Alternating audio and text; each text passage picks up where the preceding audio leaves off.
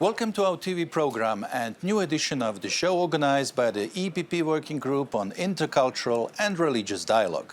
This program follows today's discussion which was aimed to provide first-hand information and actionable insights concerning the evolving challenges in the region and the critical role of Christian communities. Today we will exchange views about the recent developments in Syria, Lebanon and the Middle East with experts working and living on the ground with people in need. We will hear their experiences and observations on the ground. Our distinguished guests today are Sister Hannah Youssef, member of Religious Order Congregation of Our Lady of Charity of God Shepherds from the province Lebanon and Syria. Welcome. Thank you.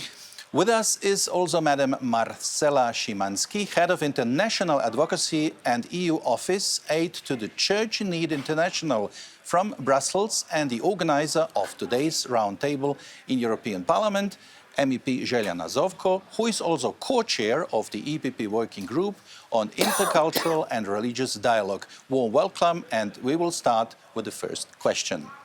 Madam Zovko, we see and follow the latest news from Syria, Lebanon and the Middle East in general. There are some promising developments and there is hope for a lasting ceasefire in the region. At the beginning of 2025, what are the biggest challenges for you as MEP and the European Parliament when we talk about the Middle East and the people living in that area? Thank you very much. And I would like to thank Sister Hannah Youssef and Ms. Szymanski to give us a pleasure to host them today at the round table that I organized, and I was joined by my colleagues from European People's Party. We wanted to assess the situation at the moment in the Middle East with the focus on the rights of Christians and Christians who are minority in these areas, and what can we do as a group, what can we do as a member of the parliament to help them thrive and to help them stay there, to help some of the returns, and also to raise the awareness of our colleagues here in European Parliament and European Commission on their well-being in the area. We also had a video call with Father Poquion, Oliver Poquion, who was in Jerusalem, who is in Jerusalem in a biblical school, who informed us about the situation of the Christians in the area, in Israel, in Gaza as well, and what we can do and what we should do in order to help their cause. This exchange was very interesting and very frank. We heard much more inside details from Sister Hannah Youssef, who is here with us, and she will tell you more about that. There are few steps that we can do and that we will undertake as an interreligious dialogue group here that we have been planning as a part of our activity for the 2025. You know that this is the year of hope, as Pope Francis pronounced this year of hope, a jubilee year of hope.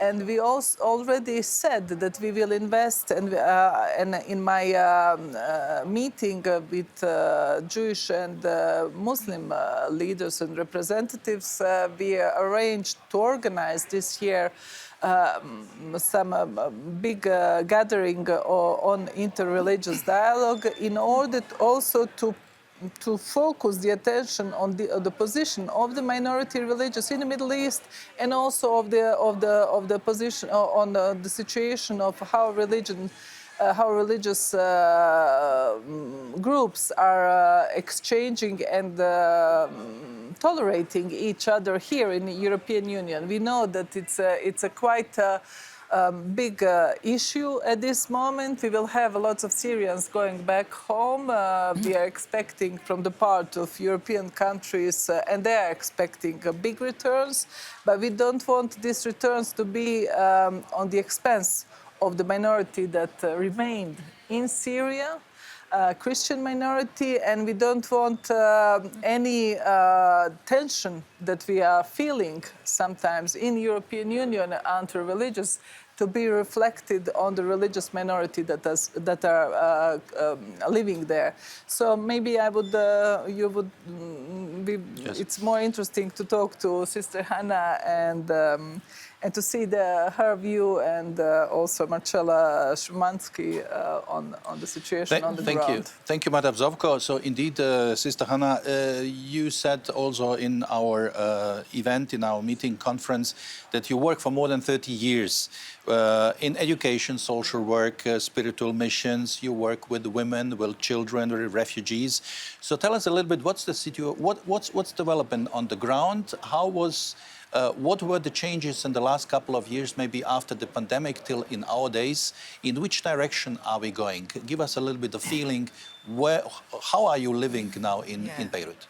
It was, as you said, I belong to a congregation, Good Shepherd Sisters. They have the mission to work with the most vulnerable families, and especially the families that they really suffering a lot from this endless crisis in Lebanon and Syria and all the region there.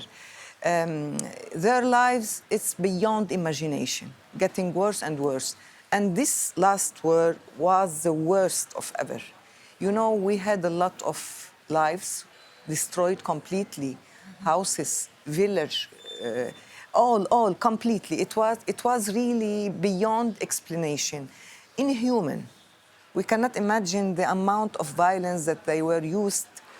In 1 second, you mutilate 1,000 people by the pagers when they explode this kind of...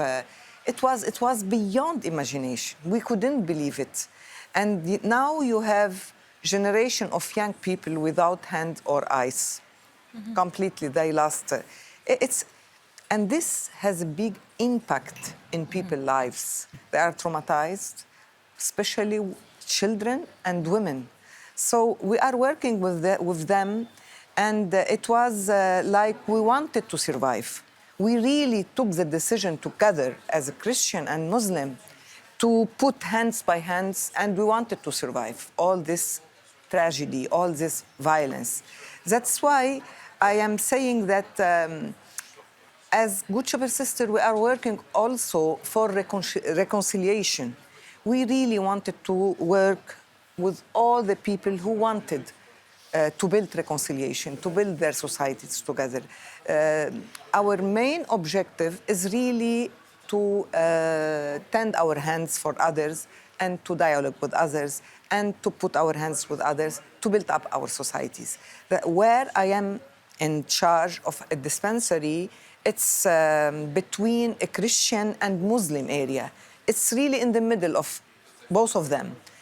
And the all vulnerable people from Muslim side and from Christian side would come to the dispensary, to this health care center, to seek refuge, to seek consultation for free in many, because health in Lebanon, the cost of health is very, very high. And the poor could not imagine to access health issues. So they seek consultation, they seek medication, they seek all kind of blood tests or this. Without this center, they could not really access any of them, and their life will be at risk for sure, especially the chronic medication. So they come together. They are really poor together. They shared lives together. They shared suffering together. They shared also joy together. And they built up a relationship together. And they built up solidarity together. Sometimes they would come to tell me, how we can help you, sister? And I would ask them to make some work in the center, you know, and they come together and they are alive when they do something together. So this is our main objective, is really to build peace between communities and to tell them that dialogue is the only way forward, is the future of our societies. If really we wanted peaceful societies, we have to work toward work. We don't exclude anybody. Exclusion lead us to violence. We are witness of it. When we exclude somebody, we are more violent people. So. Thank you, Sister Hannah. Yes, building peace and dialogue, reconciliation, these are the main issues on which you are working. With us is Madam Marcela Szymanski. You are over 20 years, have experience in communication public services, and you are responsible for advocating for persecuted Christians and marginalized communities. You are in the last 10 years, you've been editor of the ACN report, which you have here with you. It's the report Religious Freedom in the World, published every 2 years. So do you have any main figures which you can share with us? What's the situation on the ground of religious freedom now in the Middle East in the last, let's say, since the pandemic and today? Is it getting better or worse? What's the tendency?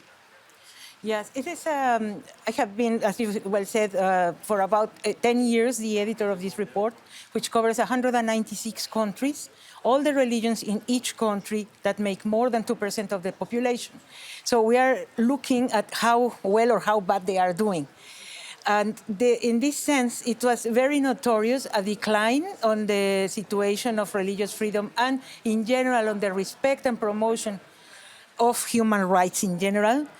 After the invasion of ISIS in the Middle East.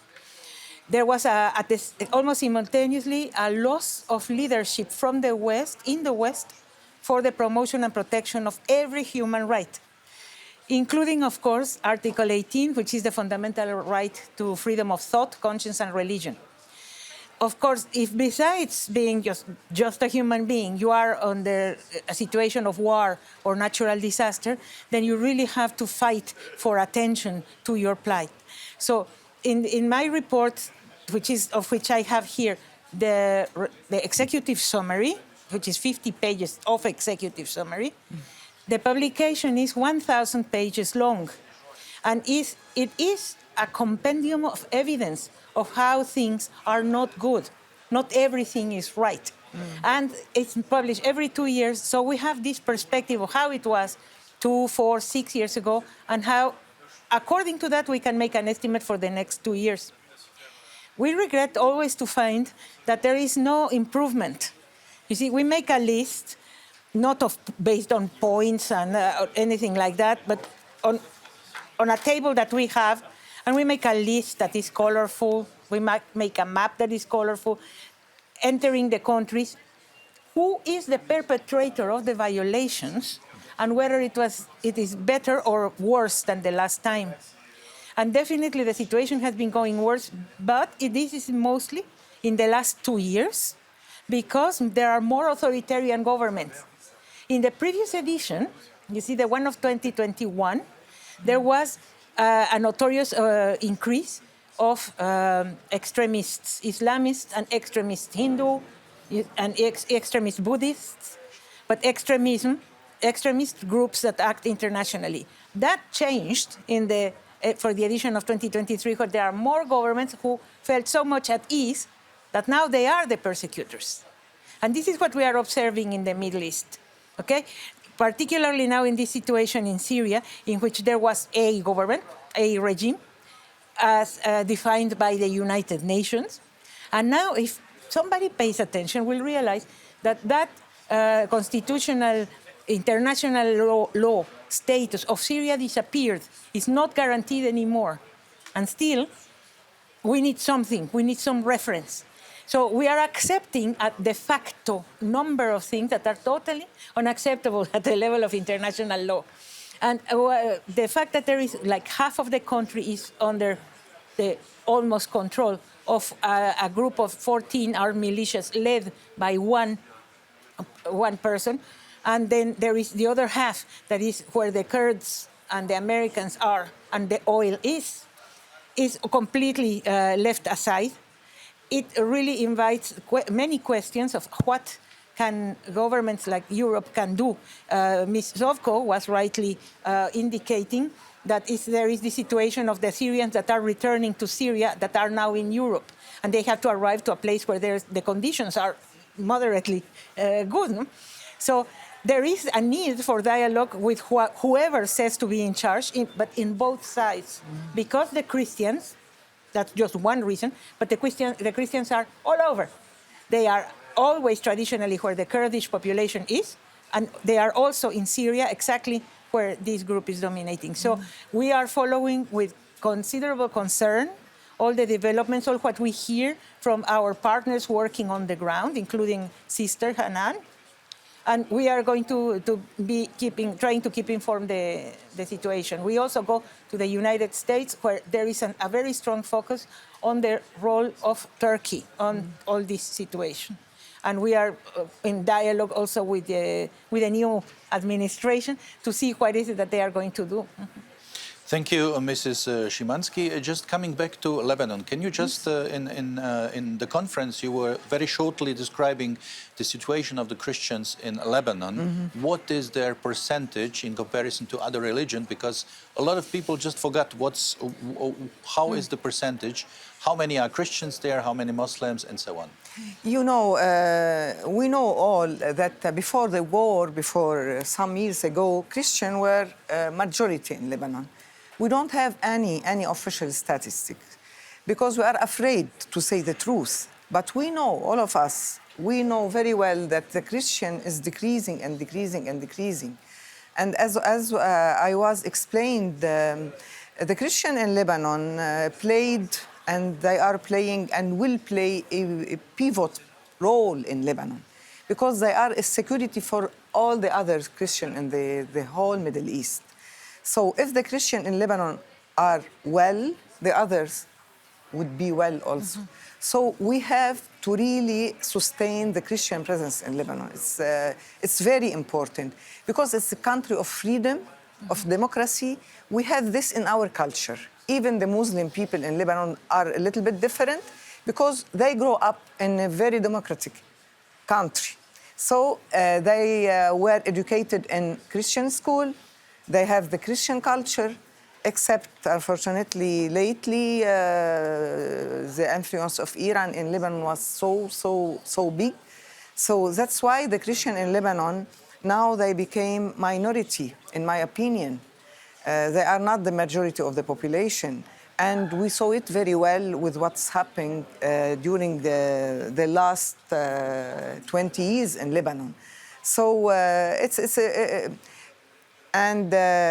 this hard situation push all the young people to leave Lebanon forever. And they are leaving, as well as in Syria now with this insecure situation, they are leaving. This is our tragedy, because our people doesn't have any hope anymore because of the endless crisis, and they choose to make their life outside Lebanon. But I'm hoping that now we have a new president, because we were really completely despaired that we will never have a Christian president again. But things change. In some days, we have a new president, a new prime minister, and people are hoping to have a better future.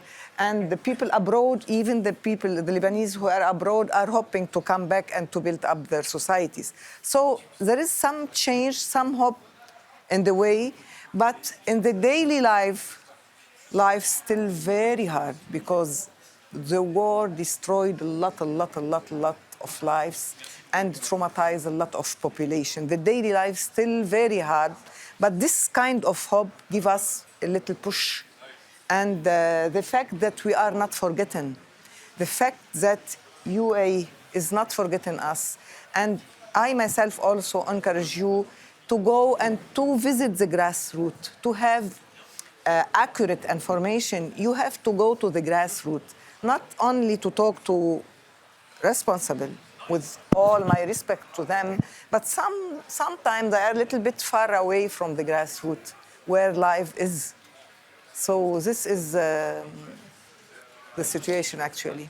Thank you, Sister Hannah. This is also what your colleague from Jerusalem today also said in our event. What can you do for us? Come and visit us. See what we are doing. Besides that, what is your message, or what is your kind demand? What could we in Europe do more for you? Madam Szymanski? Well, we have been discussing that because, of course, that's the function of the foundation for which I work, which is aid to the church in need, to give the aid. So we hear directly from people like Sister Hanan, and definitely in Lebanon, the organization, let's say, of the NGOs and of the congregations and of the church has survived bombs and explosions and whatever. So it is very important, the material help that enters through Lebanon and then it's distributed to the neighboring countries. So it is really very, very concrete. You know, there is and then of course, if the European Union is going to have a dialogue with the authorities, however strong or flimsy they might be in the surrounding countries, in Turkey, in Syria, in Jordan, in Israel, that they see it as a whole, that they see it as problems and solutions that filter through the borders, and that there is a cooperation that with other countries from the West, in order to be able to directly assist. And I would definitely say so, the faith-based organizations. In the European Union, in the years that I have been working here, I just see a constant recalcitrance that we are not believing that if you work through any religious or faith-based organization, you are being partial. Well, you are only being practical, acknowledging that they are the ones who never leave, who are very well organized, and that will deliver good accountancy. That is the experience of my foundation since 1947, and we have known how to wisely choose the partners in such a way that the benefactors continue actively supporting. Thank you, Madam Szymanski. So a tradition of almost 80 years. Madam Zorko, so after this roundtable, after this program, what is your conclusion and what are your recommendations together with your colleagues in the European Parliament? What might be the next steps for us in Europe to help further the Middle East, besides all these programs, what we have now, for the future to support in this respect and also to encourage the people on the ground to turn and fight for a better future? First and foremost, for example, to help the refugees, to show them what is their future and where is their future. Right. So just to remind us all over again, this is Interreligious Dialogue Group, and what we are trying to do, I'm also a member of AFET Foreign Affairs Committee, and in the recent times I was traveling, I traveled to Lebanon. We tried to help to have a good electoral law reformed, and that was in 2017, and to help your elections at the time. And then further on, we have traveled to Jerusalem. We have traveled, I was chief election observer in Jordan, where Christians were on the list for these elections. And I also had complaints for some of the Christians that Muslim Brotherhood was taking their places at the elections. What we can and what we are doing and what we are concretely doing through our work in Foreign Affairs Committee is conditioning the respect of religious minorities and taking into account also warning External Action Service that they have to implement our policies and the policies that we are voting here in European Parliament in accordance with the wishes of the citizens of European Union that we are representing. And these citizens also require that they go on the ground, they visit religious communities, they help to rebuild the churches, because once you rebuild the church, then the flock comes back. Exactly. Because if you don't have this, rebuilding the church means rebuilding the life. And protecting this community means protecting the life of these people and the precious heritage, cultural heritage on the ground.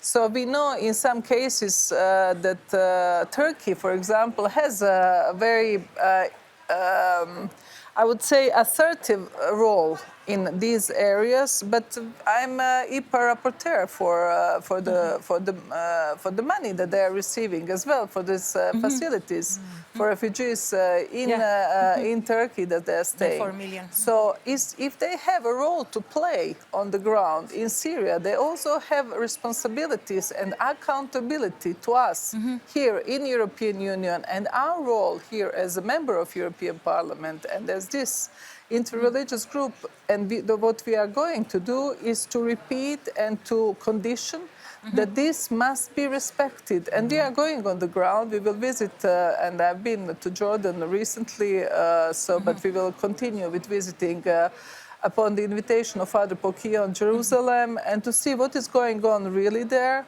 what is the situation of the church on the ground, what freedoms they have, and how the rights of Christians are being respected. And once again, what we can do is we are going and continuing to call on, as Sister Hannah said, reconciliation and tolerance, because without tolerance and respect of the other religion, there is no peace and the reconciliation, because we need all the communities, all the religious communities, be it here in Europe or in the Middle East, to respect each other, because the peace is the war starts in people's heads, and as UNESCO said in its declaration, but the peace is being rebuilt in people's heads.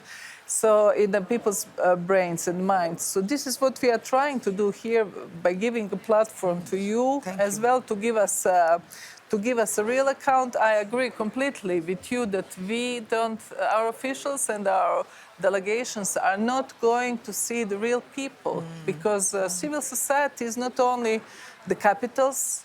The people are in faraway provinces.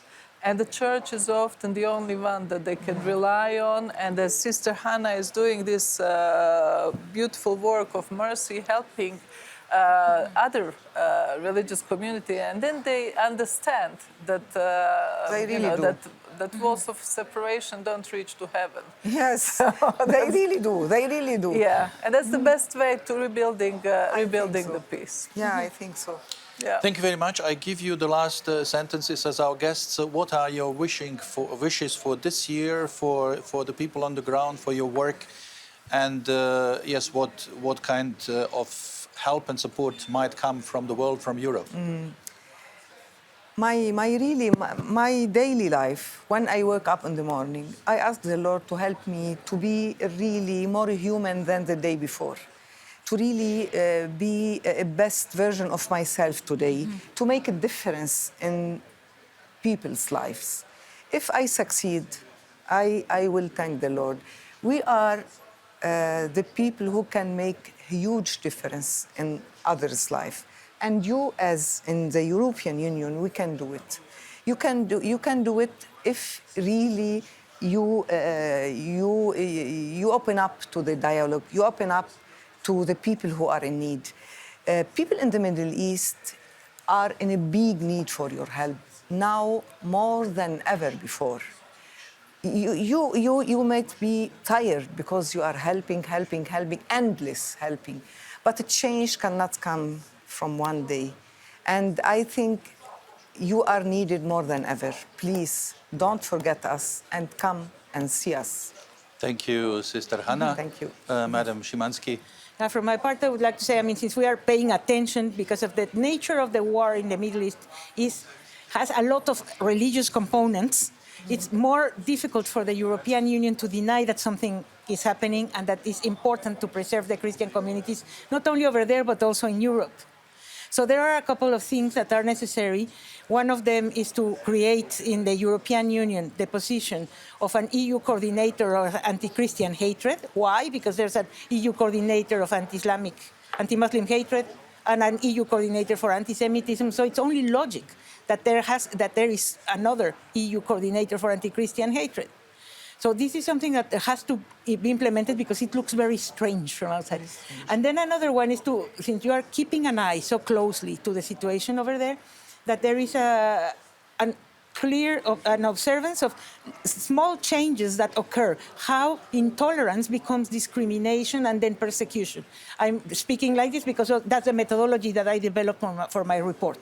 But then how we identify that intolerance becomes discrimination is when, by repeating something that is actually illegal, it becomes normal.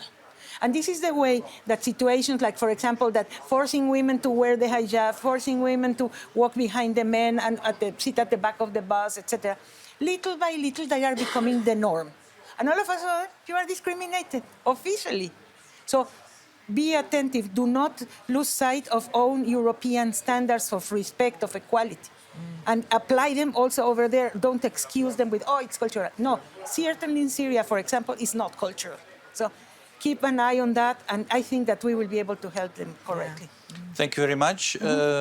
Thank you, dear guests, and I'm really very happy to have you in our program for participating and sharing your experience and views on the topics discussed today in the European Parliament and in this program. I wish you a lot of success in your tireless and important work with and for the people who are in trouble and in need. With us today in the open studio in the European Parliament in Strasbourg were Zhelyana Zovko, member of the European Parliament and co-chair of the EPP Working Group on Intercultural and Religious Dialogue and host of today's conference in the European Parliament in Strasbourg.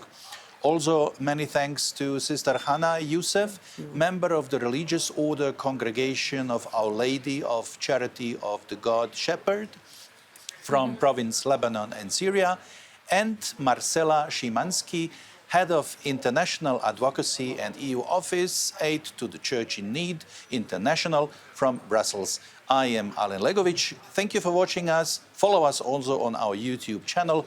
Follow our activities of the EPP Working Group on Intercultural and Religious Dialogue and partners in the European Parliament from the heart of Europe. See you soon and goodbye.